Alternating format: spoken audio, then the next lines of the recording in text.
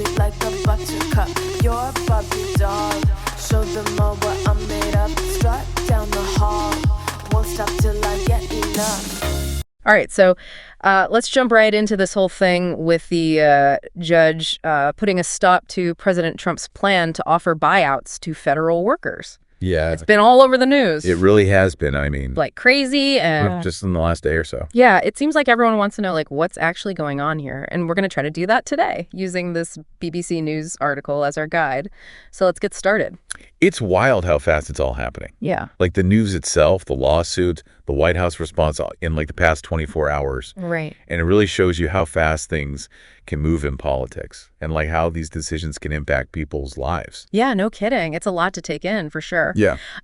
So to get started, could you give us a rundown of this buyout plan? Like what's the main idea? Okay, so basically the Trump administration is offering federal workers a way to quit voluntarily. Okay. By giving them a lump sum payment. Yeah. That's equal to their salary until September 30th. Okay, and I think it was over 40,000 employees signed up for that. Yeah, that's right. But then a judge hit pause on the whole thing because of a lawsuit from the unions. That's right. And that pause has caused so much confusion. Yeah. Especially with how the White House is responding. Right. You know, on the one hand, the Office of Personnel Management says the program isn't actually canceled and they're even extending the deadline. But then you've got Press Secretary Caroline Leavitt saying they're grateful to the judge for extending the deadline so more federal workers who refuse to show up to the office can take the administration up on this very generous, once-in-a-lifetime offer. Wow, that's quite a statement. Yeah. I mean, it makes you think about what the Trump administration is really after here. Right. They're saying it's about saving taxpayer dollars. Tens of millions, they claim, and that they want 200,000 resignations. But, I mean, is it possible there's something more going on here politically? Yeah, that's a good question. I think we need to look at the bigger picture here. Yeah. You know, this isn't the first time this administration has clashed with the federal workforce. And some people are saying this might be a way to weaken the civil service and replace seasoned professionals with political appointees. Interesting. So what about this lawsuit filed by the American Federation of Government Employees? Yeah. What are some of their biggest concerns? Well, they're questioning the legality of the buyout, the funding for it, and the potentially conflicting guidance given to workers. Okay. They argue that Congress hasn't actually given the money needed to cover these buyouts, which could end up being a financial burden for the agencies. Right. The union is also saying this is part of the bigger plan to dismantle the civil service and replace the skilled professional workforce with unqualified political appointees and for-profit contractors. Wow. It's a big accusation. Yeah. This whole idea of replacing career civil servants with political appointees, that seems like a big deal. It is. It's a tension that's been going on for decades, really. On one side, you have career civil servants who are usually nonpartisan professionals dedicated to public service. Right. And they often have a deep understanding of their agencies and the issues they deal with. So they provide a certain level of continuity and institutional knowledge no matter who's in the White House. Exactly. Then on the other side, you have political appointees who come and go with each administration. Right. And they might not have as much experience in government, and their priorities might be influenced by the president's political agenda. So it's like two different approaches to governing are clashing. Yeah, you could say that. And the union seems to be worried that this buyout plan is tipping the scales towards political influence. I think that's a fair assessment, especially when you consider the impact this could have on the workers themselves. Yeah. The article mentions an email that went out late at night called Fork in the Road, which makes it seem like many workers felt blindsided by this whole offer. I can imagine getting an email late at night saying, hey, quit now and get paid till September or risk losing your job later. Yeah. That would be so stressful. Absolutely. One worker, Monet Hepp, even said people are blindsided by it. It makes sense, right? You can imagine the shock and the uncertainty. This is a huge life decision with potentially major consequences. Right. So what could happen if a lot of experienced federal workers decide to take this buyout? And what does that mean for the government's ability to function? Well, one big concern is a brain drain, basically a loss of expertise and institutional knowledge. Okay. If you have a lot of experienced workers leaving agencies, might struggle to fill those gaps, Right. which could impact the quality and the efficiency of government services. It's like losing the history of how things work. Yeah. Like you can train someone new, but they won't have that deep understanding that comes with years of experience. Exactly. It's not just about filling positions. It's about the knowledge and expertise that walks out the door with those employees. That makes sense. There was also something in the article about the CIA extending this buyout offer. Yeah. Which I thought was a little concerning. What do you think about that? It's definitely a move that's raised some eyebrows. Former intelligence officials and lawmakers have said that losing experienced professionals could weaken national security. Right.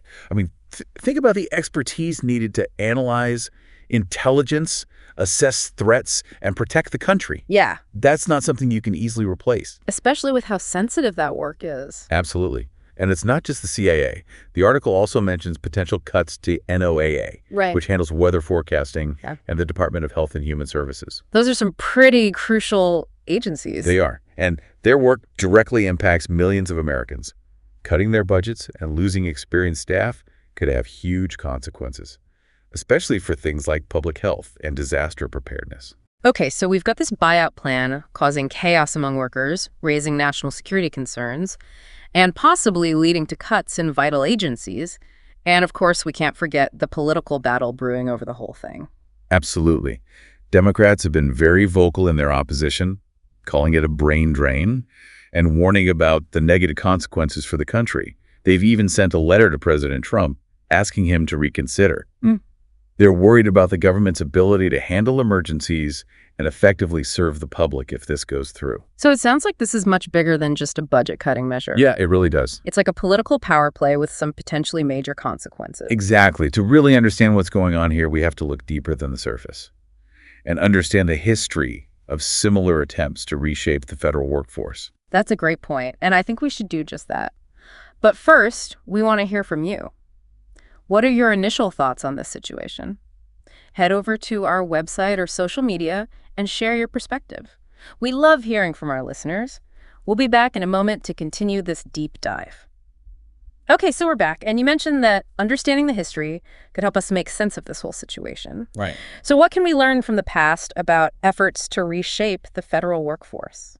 Well, this isn't the first time a president has tried to make big changes to the federal workforce. Right. We've seen similar attempts for decades, some more successful than others. Sometimes it's about wanting to shrink the size of government. Right. Based on the idea that less government is better. Like that whole government is the problem thing. Exactly. Other times it's more about wanting to make things more efficient. Okay. Or because of budget worries. Yeah. But the thing is, the impact of these changes often goes way beyond just the numbers. Can you explain what you mean? Like, what are some of those less obvious effects? Think about all the institutional knowledge that gets lost. When you have experienced civil servants leaving, Right.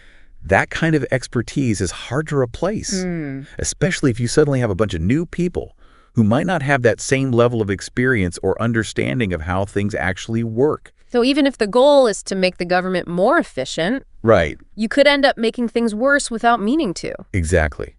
You could see disruptions in essential services. Yeah. Decisions might take longer. Right. And even new vulnerabilities could pop up. Yeah.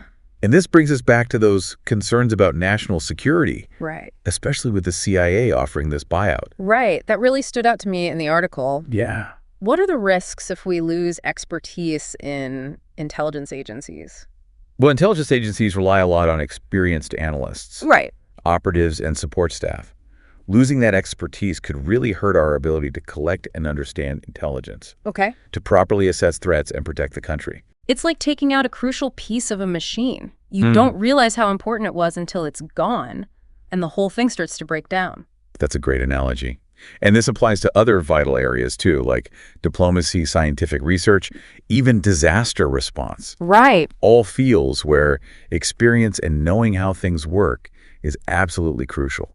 And then there's the fact that the article mentioned potential cuts to NOAA, Yeah. which does weather forecasting. Right. And the Department of Health and Human Services. I mean, those seem like pretty important areas to be cutting back on. Absolutely. We rely on accurate weather forecasts for so much. Right. Agriculture, transportation, emergency preparedness. And the Department of Health and Human Services is vital for keeping people healthy. Right. Things like disease prevention, food safety, medical research. So these potential consequences are pretty big. They are. This isn't just about numbers on a balance sheet. Right. It's about people's lives and the government's ability to serve its citizens. Exactly. And that's what makes this situation so complex and concerning. there are real risks here. Right. And we need to have a serious national conversation about the potential trade-offs. Right. What kind of government do we want? Right. What are our priorities? And are we willing to accept what might happen if we shrink the federal workforce like this? It seems like those are questions everyone should be thinking about. I agree. This might feel like something happening far away in Washington, Yeah. but it could actually affect all of us in very real ways. It absolutely does. The federal government plays a role in so many parts of our lives, Right. even if we don't always realize it. Can you give some examples of how that works? Like, how does the federal government's work affect people's everyday lives? Well, think about the roads we drive on, Yeah. the food we eat, the air we breathe. Oh, All of those are regulated and monitored by federal agencies. mhm. The safety of our medications, the security at airports, Right. the quality of our schools, all of that is influenced by federal employees. So basically, we all benefit from a government that works well, Exactly. even if we don't always think about it. Precisely. And that's why it's so important to pay attention to what's happening with the federal workforce. Yeah. Because when the government is weakened, when services get disrupted, Right. and when we lose valuable expertise, ultimately it's the American people who suffer the consequences. That's a sobering thought. It is. It makes it clear that this isn't just some political game in Washington. Right. It has real consequences for people all over the country. Absolutely. And that's why staying informed is so crucial. Right. Ask questions, engage in discussions about this, and hold our elected officials accountable. Yeah. The decisions they make about the federal workforce will have a ripple effect that impacts us all. Okay, so we've talked about the plan, the lawsuit, the historical context, and how this could impact workers' national security and essential services. We have. But we haven't really discussed what happens next. So what can we expect to see unfold in this situation? Well, the judge's decision to put a temporary hold on the buyout is just the first step. Okay. There's still a hearing scheduled for Monday where he'll decide if the lawsuit from the unions is valid. This is far from over. Right. And we'll probably see more twists and turns in the coming days and weeks. It sounds like this is something we need to keep a close eye on. It is. But before we get into the political dynamics of all this, I want to ask you our listener question. Okay. What do you think about this buyout plan? Yeah. Are you worried about what might happen? What parts of this situation stand out to you the most? Right. Share your thoughts with us on our website or social media. We always want to hear your perspective. We'll be right back to continue this deep dive after a quick break. All right, we are back and ready to keep digging into this federal worker buyout plan. It's moving fast, that's for sure. It is. There's a lot we still don't know. Right, and tons of questions still. Okay, so we've talked about the legal challenges, the potential impact on workers, and the possible consequences for national security and those essential services. We have. But I feel like we haven't really touched on the political side of this. Yeah, that's a big piece of the puzzle. Right. This buyout plan isn't just some random administrative thing. It's part of a bigger political strategy. You got it. Okay, so when you say political strategy, what do you mean? Like, what's the bigger picture here? Well, there are a few things happening at the same time. First, you've got this goal of making government smaller, Right. limiting what it does. Yeah. This has been a big thing for a lot of conservatives, Right. and the Trump administration is definitely pushing for that. Like that government is the problem idea we talked about earlier. Exactly. But it's not just about ideology. No. It's also about power.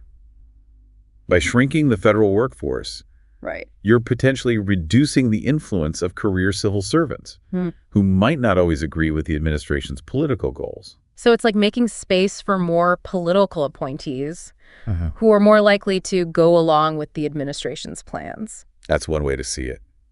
And then there's the budget side of things, too. Right. Cutting the number of federal employees can save money, at least in the short term. Right.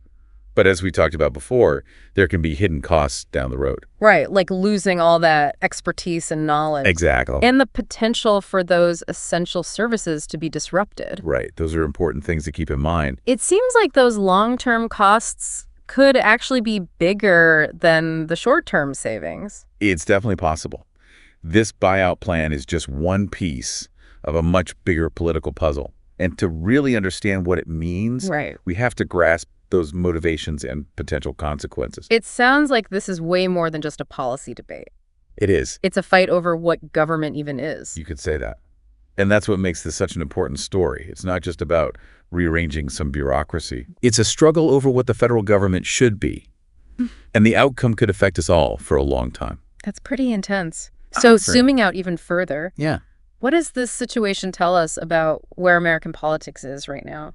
I think it shows how divided we are and how much we disagree about the role of government in society. Okay.